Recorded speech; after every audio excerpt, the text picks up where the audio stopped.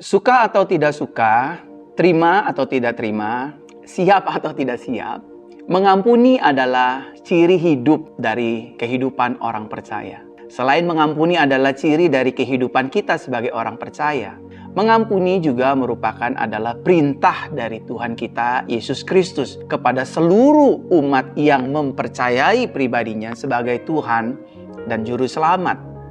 Mungkin saya mengerti buat sebagian banyak orang, mengampuni itu bukanlah hal yang mudah.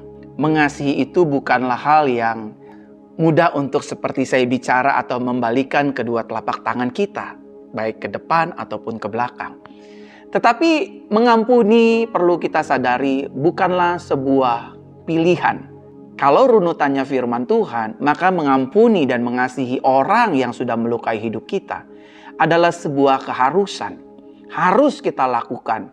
Harus kita jalankan, karena mengampuni dan mengasihi orang yang sudah melukai hati kita adalah perintah Tuhan Yesus Kristus itu sendiri.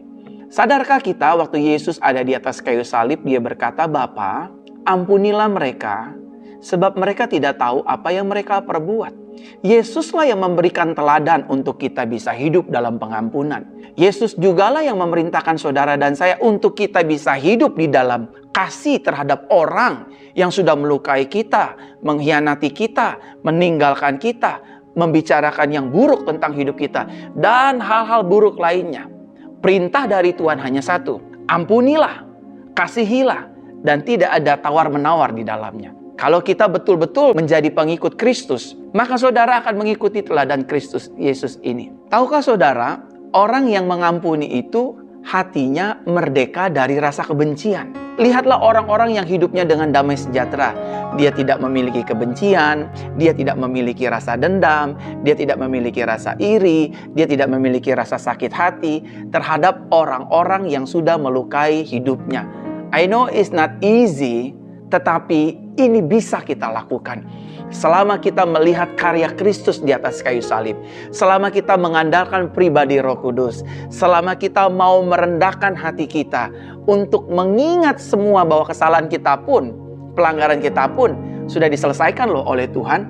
Lalu apa yang menjadi dasar untuk kita tetap menggenggam erat di hati kita kesalahan orang lain yang sudah dilakukan terhadap hidup kita? Ingat ya, orang-orang yang mudah mengampuni, orang-orang yang mudah mengasihi orang yang sudah melukai hidupnya, maka orang-orang tersebut adalah orang-orang yang telah dimerdekakan dari rasa kebencian, sakit hati, dendam, dan hal buruk lainnya. Dan yang selanjutnya, orang-orang yang hatinya mudah untuk mengampuni, maka orang-orang tersebut akan dibebaskan dari sakit penyakit yang ditimbulkan dari kebencian, dendam, dan sakit hati. Ada sakit penyakit memang disebabkan oleh karena beberapa faktor.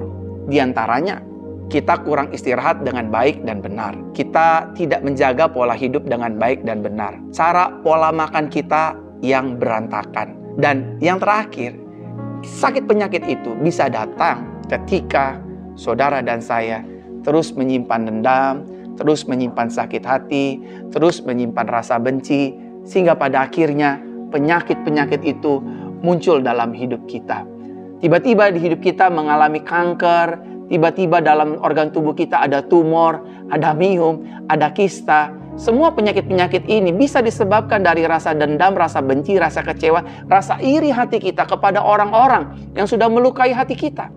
Dan saudara terkasih dalam Tuhan, mulai hari ini, mari kita belajar mengampuni, mulai belajar untuk mengasihi orang-orang yang membenci kehidupan kita. Dan yang selanjutnya, orang-orang yang mengampuni adalah orang-orang yang tidak bisa terkena ilmu hitam.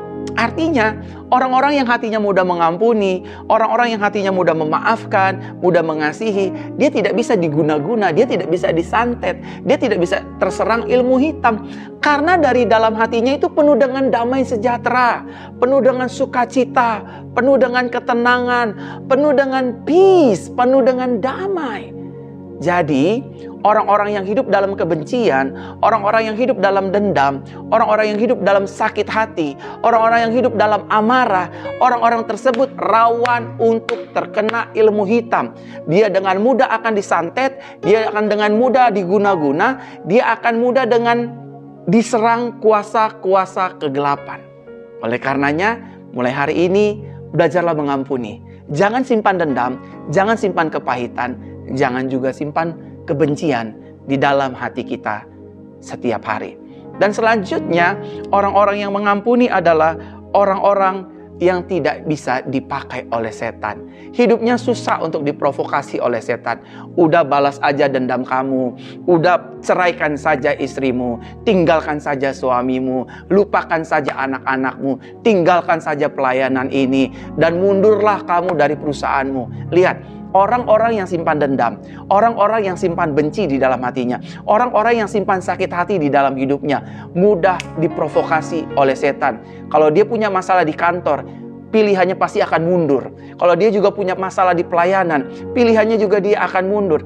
Dimanapun mereka berada, pasti gampang terprovokasi. Udah, saya mundur, saya malas, saya marah, saya kecewa, dan lain sebagainya. Inilah ciri-ciri orang yang hidupnya tidak mau mengampuni dan memaafkan.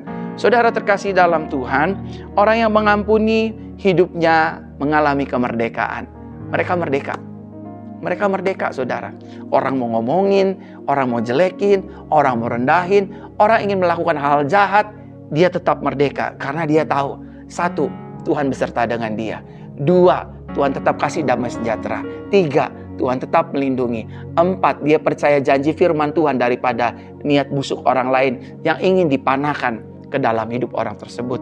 Saudara terkasih dalam Tuhan, mengampuni adalah sebuah keharusan dan bukan sebuah pilihan. Sama-sama katakan dengan saya harus mengampuni. Saya harus mengasihi orang-orang yang telah melukai hidup saya. Tidak mudah, tetapi bisa. Caranya bagaimana? Kita mengampuni orang yang sudah melukai kita, mengkhianati kita, menusuk kita dari belakang, memfitnah hidup kita, dan memfitnah hidup kita. Yang pertama, caranya adalah ingat karya Tuhan. Tuhan sudah mati bagi kita, Tuhan sudah berkorban bagi kita, dan Tuhan tidak pernah menghitung-hitung pelanggaran dan kesalahan kita. Lalu yang kedua, Bapak Ibu Saudara, mari kita belajar minta pertolongan Roh Kudus. Roh Kudus, aku tahu ini sakit, aku tahu ini gak mudah, tapi karena Engkau adalah Roh yang menginsyafkan aku agar aku bisa mengampuni orang lain yang sudah melukai, menghancurkan hidupku. I know it's not uneasy, but we can. Kita bisa, bukan karena kita, tapi karena Roh Kudus dan karena karya Kristus. Dan yang ketiga, Bapak Ibu Saudara, bagaimana caranya kita bisa mengampuni orang yang sudah melukai kita? Gampang, saudara. Kita mulai belajar untuk merendahkan hati kita. Jangan biarkan hati kita sombong, tinggi hati, arogan. Ya nggak apa-apa, dia kan udah nyakitin saya. Ngapain saya harus ngampuni dia? Dia sudah memfitnah saya, dia sudah mengkhianati saya, dia sudah meninggalkan saya. Ngapain saya harus ngampuni? Enak aja, harga diri saya turun dong. Harga diri saya diinjak-injak dong. Malu dong. Saudara, kekristenan nggak bicara tentang harga diri. Kekristenan kita berbicara tentang bagaimana kita merendahkan diri di hadapan Tuhan dan di hadapan sesama. Karena firman-Nya berkata, rendahkanlah dirimu di bawah tangan Tuhan yang kuat, maka kelak Tuhan akan mengangkat hidup kita. Belajarlah mengampuni, jangan simpan dendam, jangan simpan sakit hati. Kalau hari ini, saudara menyaksikan siaran ini, Verona Voice, saudara sedang mengalami, mungkin saudara menyaksikan siaran ini juga hatinya panas. Enak aja dia bilang ngampunin. Orang uang saya ditipu kok, dibawa kabur kok, masa saya harus ngampuni? Percayalah, apa yang pernah hilang dalam hidupmu, apa yang pernah kau alami, Tuhan akan pulihkan dan Tuhan akan lipat gandakan apa yang pernah hilang dalam hidupmu. Mungkin malam hari ini engkau bergumul untuk pengampunan dan belas kasihan Tuhan. Izinkan saya hari ini berdoa buat teman-teman semua. Taruh tangan kananmu di dada. I know it's hard. Ini rasanya sakit, nggak mudah. Tapi saya mau berdoa. Kita berdoa. Tuhan, aku berdoa buat siapapun yang menyaksikan Verona Voice ini. Lembutkan hati mereka. Roh Kudus jamah, Roh Kudus pulihkan, gantikan dengan hati yang baru. Gantikan ya Tuhan. Ajar mereka untuk merendahkan diri di hadapan Tuhan dan di hadapan sesama. Kalau mereka mengkhianati kami, melukai hati kami, dan mensidrai hati kami, Tuhan, mampukan kami untuk mengampuni orang yang melakukan tersebut. Ajar kami untuk mengucapkan berkat bagi mereka. Di dalam nama Tuhan Yesus, sembuhkan hati kami, sembuhkan luka kami. Baharui ya Roh Kudus dengan Roh-Mu. Kami sudah dipulihkan di dalam nama Tuhan Yesus. Haleluya, haleluya, haleluya. Saudara, jangan simpan dendam, jangan simpan benci, jangan simpan sakit hati, jangan simpan amarah, dan jangan simpan rasa kekecewaan di dalam hatimu. Hanya oleh karena orang-orang berbuat jahat atas hidup kita, merendahkan kita, mengkhianati kita, bahkan membicarakan hal-hal yang negatif dan buruk dalam hidup kita. Tapi sebaliknya, mari kita belajar ucapkan berkat bagi mereka semua yang melukai hati kita. Tidak mudah, tetapi kita bisa. Karena kita ingat karya Kristus, kita minta pertolongan Roh Kudus, dan kita belajar untuk merendahkan hati kita. Tuhan memberkati, sampai bertemu dalam Verona Voice selanjutnya. Haleluya.